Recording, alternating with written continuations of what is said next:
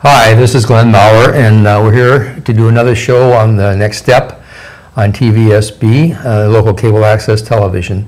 This show, along with other shows that we do, is available on Ustream and YouTube. You can find this show if you want to see it again, and any other show we've done by Googling the next step TVSB, and you can get Ustream or YouTube versions and watch the show in your own time. And maybe give it to friends who are out of the area where the cable television doesn't reach. So today we're going to do a show that actually refers to a show that we had done previously as well, which is on those Ustream YouTube show, discussing the California drought and the Santa Barbara desalinization plant solution, quote unquote, I put solution in quotes. And the first show we did was with Mayor Helene Schneider of the city of Santa Barbara. That show is available. You can go back and look at it and see what the mayor said about the reasons for the Desal program and why the city was inclined to support it and why she was inclined to support it, and some of the concerns I raised at the time. Today, now a few months later, time has passed, and the city of Santa Barbara has, in fact, voted to go ahead and restart the desalinization plant that never really worked before at a cost, probably a total cost over maybe $100 million when you figure the cost of the old program, the new program, operating, and other expenses over life. Huge amount of money. So today we're going to look at it again, environmental concerns specifically about the desalinization plant, and to do that we are really pleased to have with us the executive director of the Santa Barbara Channel Keeper program, Kira Redmond. Kira, welcome. Thanks for having me, Glenn. I know I've watched you, I say yeoman, I don't know, yo woman, I watched you do your effort to try to get some sense, bring some sense to the city council presentations at the city council meetings and other ones. Unfortunately, I think we were just discussing it was a unanimous vote to restart this plant. Let's talk about some of the things that a desalinization plant does. Without, I don't know if the general public understands the idea of what a desalinization plant is. So we had a video, a picture, I think somewhere. If we get a chance back there, throw up the screen, the Santa Barbara desalinization infrastructure, and see what that is. There we are. These are huge, heavily mechanical, energy-demanding systems. Tell us a little bit about how these things work, Kira. So basically they suck in seawater from the ocean desalination plants anyway. Let me stop you there, because we do have a chart that shows that flow. So if you guys in the back can also get that up. Yeah, there we go. This helps. Go ahead. Sure. So walk us through. It takes in water from the ocean and pumps it through reverse osmosis membranes, which are basically very fine membranes that push the salt water through and separate the salt from the fresh water. They have to add a lot of chemicals to sort of pre-treat it before it goes through the water or the membrane? The water. So there's a lot of pre-treatment chemicals, and then chemicals are added at the end before they put it into the water distribution system. Okay, so I think it's important for people to understand there's a sort of if people have a sense of how a desalinization plant works, it's sort of they imagine it's sort of you bring in water from the ocean, salty, you run it through a filter of some kind, and then you just take the salt out and put it back in the ocean where it came from, right. And clean water comes out into our faucets, and we're all happy. But in fact, there's two things here. One is that it's a huge amount of energy. That's right. to use this. And second is, tell us about these chemicals that they're adding. So they have to add various chemicals to remove kind of the detritus and other metals primarily from the source water. And it's actually a relatively inefficient process. It takes about 2 gallons of seawater to make a gallon of fresh water. And obviously at the end of that process, as you mentioned, there's a great deal of concentrated salty brine waste that's left at the end. And that brine waste is going to go somewhere. Some of it, I understand, is actually put in landfills in some areas. And some of it, and otherwise it's diluted and run back into the ocean. That's right. In this case, in Santa Barbara, that'll be discharged back into the ocean. So what's wrong with that? What's wrong with the idea that we're just putting back in the ocean what we took out of it? Well, it's it's interesting when you think about Santa Barbara's plant in particular, because it's co-located right next door to the wastewater treatment plant. And so they are discharging millions of gallons a day of treated sewage into the ocean, and then right next door, they're sucking that ocean water in to take the salts out to make fresh water. So there might be some commingling there. Yes, some commingling maybe on both ends. Well, one of the things that people have complained about is that, and these chemicals are going back in too. That's right. Right. So let's talk about the first end, the take and intake part. One of the dangers of sucking water in from the ocean is that you will suck in things besides water. Right. According to the U.S. Environmental Protection Agency, ocean intake structures used to cool down power plants, not desalination plants, but power plants that suck in water from the ocean through the similar kind of systems and then cool those nuclear reactors or coal-fired plants or whatever it is and then discharge it back out again, kill at least 3.4 billion fish and marine organisms annually. Isn't that the same thing that's going to happen with desal intake? Yes, it's the exact same technology. It's an open ocean intake is what they call it. And yes, while the amount of water that's going to be sucked in for the Santa Barbara desalination plant is orders of magnitude less than what some of these coastal power plants bring in, it's still millions and millions of gallons every day. Well, and let's talk about that a bit. Santa Barbara's proposal is relatively small as they go. Carlsbad is huge. That's just coming online in August. Right now, I think it's coming online. I'm not sure how big it is. It's millions of gallons a day, I think. Yes. And then between, I thought we had a chart, but I've seen a chart in which between the Mexican border and the San Francisco Bay Area, there's something like 15 desalination facilities that are either online or available to go online. And there's another 5 or 6 or more that are talked about coming online, sort of like these these power plants. So we have power plants, we have desalination plants, and there's a cumulative effect here, it would seem to me. Definitely, and obviously the worse the drought gets, more and more water districts and municipalities are looking to desalination as sort of the golden nugget to save them and have sort of a reliable local source of water. So there's. Well, I have to admit to that. When I was back in my college days, I once interviewed then Senator Alan Cranston. It'll date me, and we talked to him about what California's solution to the drought was. This was back in the 60s, and we talked about desalination because it seemed like a miraculous kind of simple solution. But he expressed concerns about it then, and here we are 50 years later, and it's still a major difficulty to desalinate water cost effectively and environmentally well. That's correct. Yeah, I mean, it is one of the most expensive sources of water. It's also, as you mentioned, the environmental impacts are of particular concern. And it's extremely energy intensive, which is part of the reason it's so expensive, is because it takes so much energy to suck that water in and push it through these fine reverse osmosis membranes to get the salt out. What about what's being sucked in? What do we know about that? So that's what Santa Barbara Channel Keeper is mostly concerned about, is the marine life impacts. And so the intake is, as I mentioned before, the pipe that's out in the ocean, in this case in the Santa Barbara Channel, close to Stearns Wharf. And it's a giant pipe that sticks right out there about a mile offshore, and it will suck in millions of gallons of water a day. There will be a screen on it that has relatively small openings, but still lots of smaller marine life like fish eggs, larvae, the basis of the marine food chain, can get through those fine mesh screens and will die in the plant. Yeah, that's what the mayor was here, and she had that mesh, and she talked about how, I think what she said was only 1 fish a year would die. I don't know where that would come from, because no fish is going to get through that screen per se, unless it's the smallest of larvae.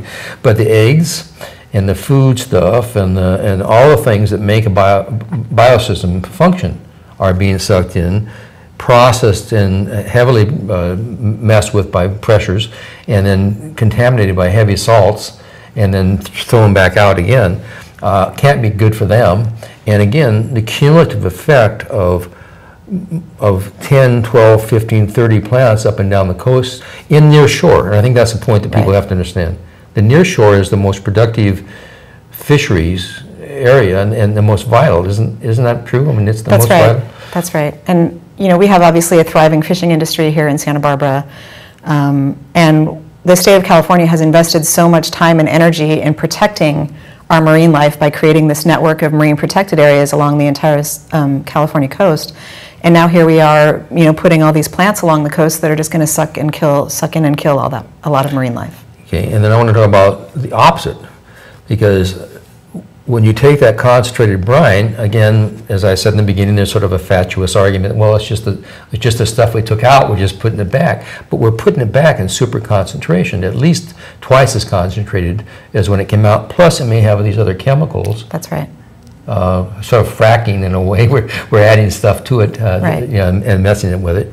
And we know the Salton Sea is an experience. I think the Salton Sea, for those of us in California, remember the Salton Sea, when it had fresh waters coming into it and kept a certain level of salinity, was a booming environmental benefit. Fishery, aviation away, birds. Over the years, as it's gotten more and more saline, it's gotten more and more deadly to the fish. There's only a few fish that can live there now. And we have bird die-offs and other die-offs. And I know that's a horror, that's the exaggerated horror of it all. But the Dead Sea is the Dead Sea because it's too salty. That's right. So too much salt isn't good. No. And, if this plant's going to be operating for many, many, many years into the future. At least 30 years, yeah. And all that brine waste and the associated chemicals that have been added during the process, they all get dumped obviously right in the same place. That's right. And so because that brine waste is denser than the salt water that it's being discharged back into, it'll sink right around that outfall and will be, toxic to any marine life. It's going to create a dead zone around that immediate area that would spread, I would imagine. And particularly to sort of the bottom-dwelling organisms that can't move out of the way, that live in that area. And those organisms are critical to the fishery as well. Right. And I think this is, again, a point. Now, the city says, to give the devil its due, they're going to mix the brine waste with the sewage that they're already putting out there. Now, I'm not sure that salty sewage is better than salt by itself, but is that a adequate solution to this issue? I mean, that's one of the better solutions that's out there. They, from what I understand, plan to do two things, which, given the impacts that desalination has, it's the least that could be done, but the idea is to dilute it with the treated wastewater, which is coming from the sewage treatment plant right next door, and then also to put kind of diffusers at the end of the discharge pipe that will kind of spray the discharge in a fine mist so that it doesn't all settle right at the end of the pipe, but kind of spreads out a little bit. So it makes a bigger zone, but it's all going to, they can't keep moving the discharge pipe. Right. Pipe will be there. Right. So it's just a bigger spray or a smaller spray, and over 30 years or so, this cannot be healthy to that space. So let's talk about another way to do this. I mean, and on the previous show when I was here with the mayor, I was bothered that I didn't hear conversation about what other people have learned, other civilizations, other nations, and other cities and other places have learned outside of the U.S. Successfully learned. And one of the things that I read about, and I know you've been speaking to, and I was happy to hear this, is let me back up. I like to give the example of Australia because it's so much like Southern California. Mm-hmm. Australia about 10 years ago had a severe drought, 10, 12 years ago, and they spent something like $12 billion to build, I think, 10 or 6 huge desal plants. That's right. That was their solution, which is what we're doing right now. That was they were panicked, the reservoirs were low, there was a long drought, and they had to do something, so they thought they'd throw money at it and build these plants. Then the rains came, just as it did here before, yeah. And they didn't need the desal plants, and they had enough water in the reservoirs, and then somebody else came along with the idea that, well, there's a better way of doing this, which is to take the water we're already using, sewage water and other water we're already using, and repurpose that water, clean it up, and put it back into the aquifer or into the reservoirs. I understand that's a lot cheaper. It is. Channel Keeper has actually advocated for several alternatives to desalination, and the one that you're talking about, recycled water, is a great idea because not only is it cheaper and has less environmental impacts, but you're also eliminating another negative environmental impact, which is dumping treated sewage into the ocean. It just seemed to me so obviously, I hadn't thought about that until I started thinking it through, and yeah, that same problem we have with all this treated sewage that's going back into the bays up and down the coast, right, is going to be eliminated, or a great majority of it, some of it will end up in landfill or otherwise recycled. Yeah, and it's a great idea. Orange County is doing it, has done it for a few years, and they're taking treated sewage and treating it to a higher level using very, very similar technology, reverse osmosis, to remove, more of the waste, treat it to a higher level, and then put it in the groundwater basin where it sits for a couple months, and then pump it into the distribution system after additional treatment. And it makes a lot of sense. It's working, and it is cheaper because the amount of salt that you have in treated wastewater is far less than what you have in seawater. Sure. So the level of it takes a lot less energy to push that water through the reverse osmosis membrane. So that's why it's cheaper. So as I understand it, Australia has not reusing any of these. Maybe have one desal plant online. I'm not sure about that. But basically, they've gone to this treatment process, provided their water needs, and doing it. The study there said that 60%.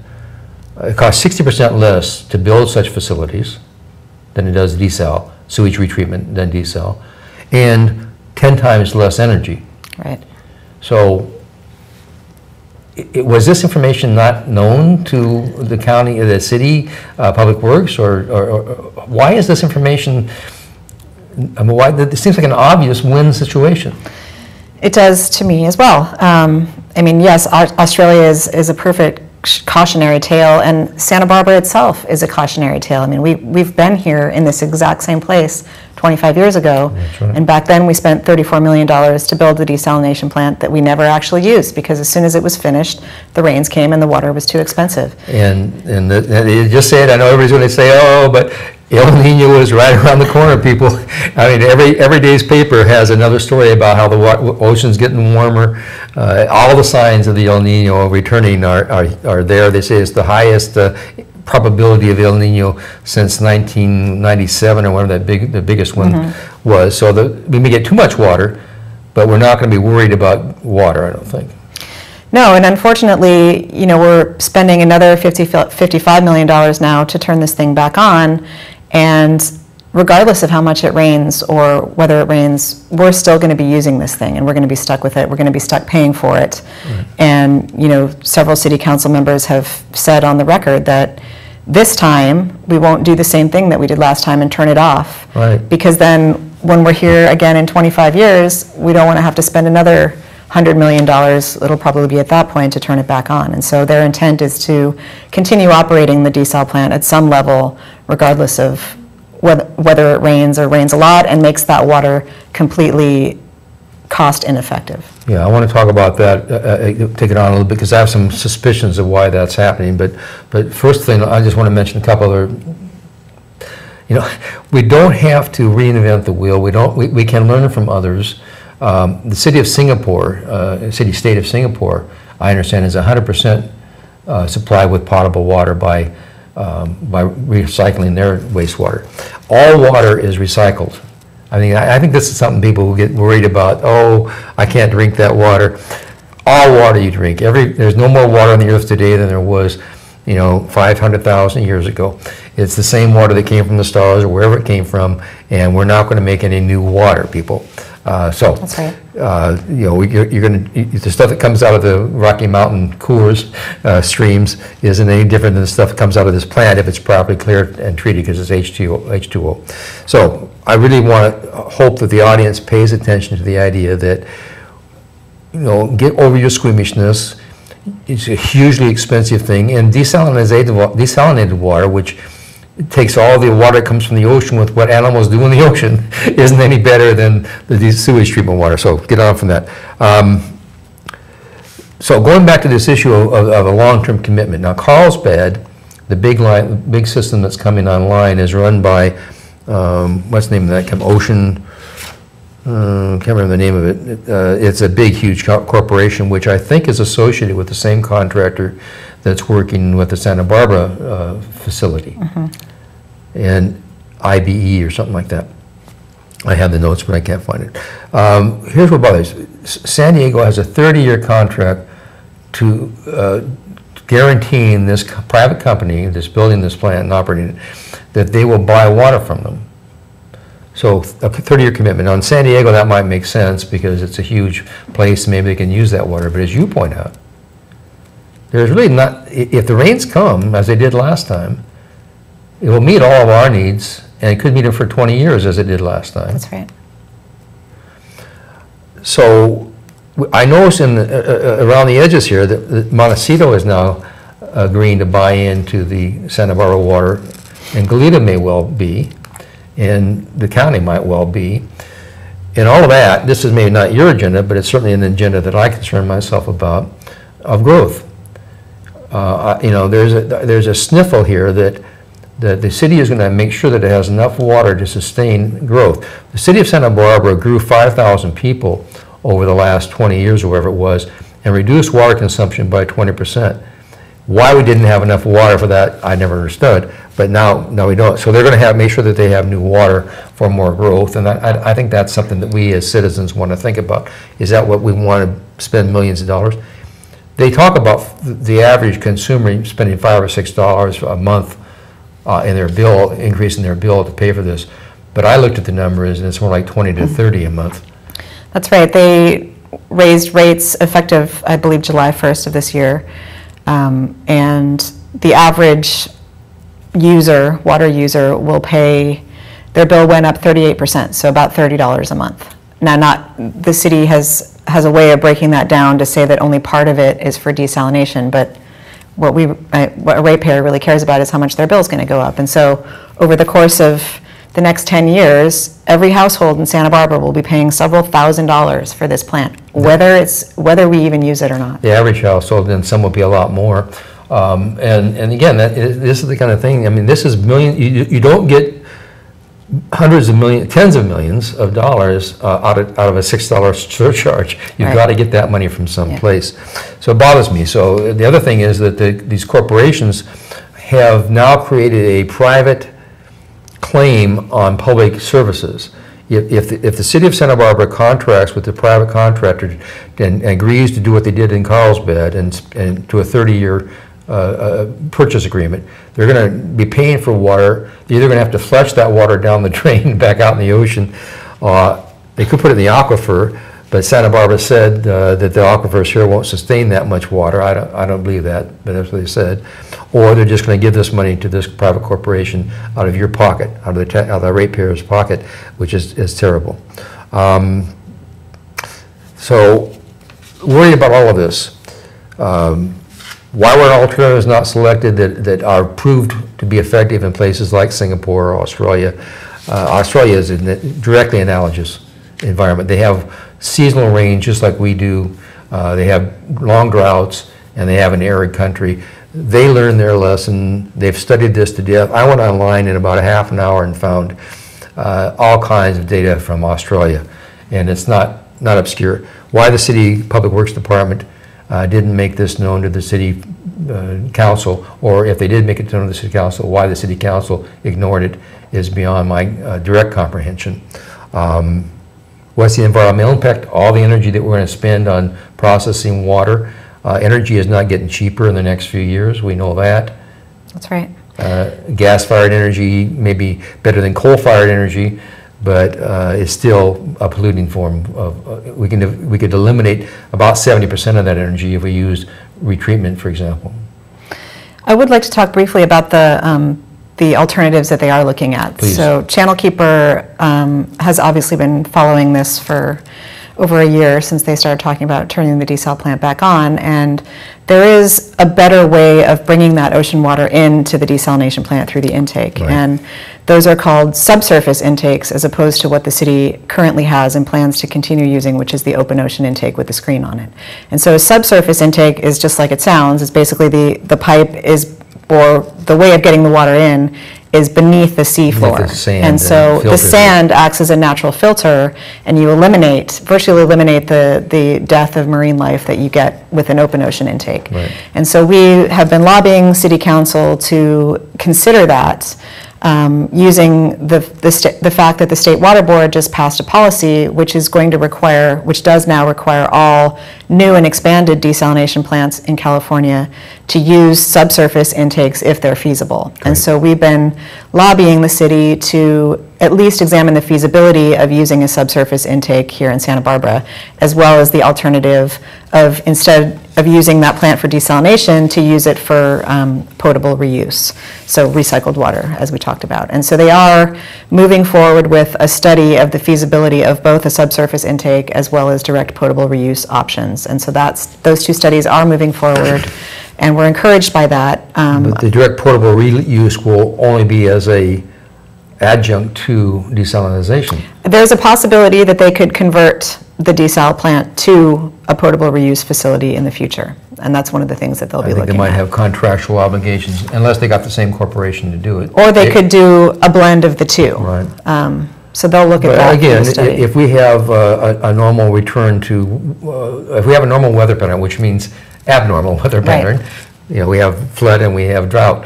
If we have a stable historic weather pattern, Santa Barbara with 100,000 people and the South Coast with 250,000 can sustain itself traditionally, especially with state water coming in from other parts of the state when it's available, without having to go to this excess. So I'm worried about this. Tell us about Channel Keeper, your organization. We have about a minute left. Tell us about the good work you do and how people can help. Great. So our mission is to protect and restore the Santa Barbara Channel and its watersheds through science-based advocacy, education, fieldwork, and enforcement. And we've been around since 1999, and we work on issues that affect water quality and the health of aquatic habitats in the channel and its watersheds. And we are always looking for volunteers and people to help support our advocacy efforts and our water quality monitoring efforts. And people can learn more by checking out www.sbck.org. We had info at Santa Barbara Water, well, had the info number up there. Thank you all in the back of the studio there. We actually have time to say to Juanita and Ali, thank you for your work on this show and other shows that sometimes we don't get to acknowledge. And thank you to the people at the studio here at TVSB. Again, if you want to watch this show or other shows that we've done on the subjects, especially the one with the mayor, go on to Ustream or YouTube, look for The Next Step, TVSB, and you get the whole picture. Thanks a lot. Thank you.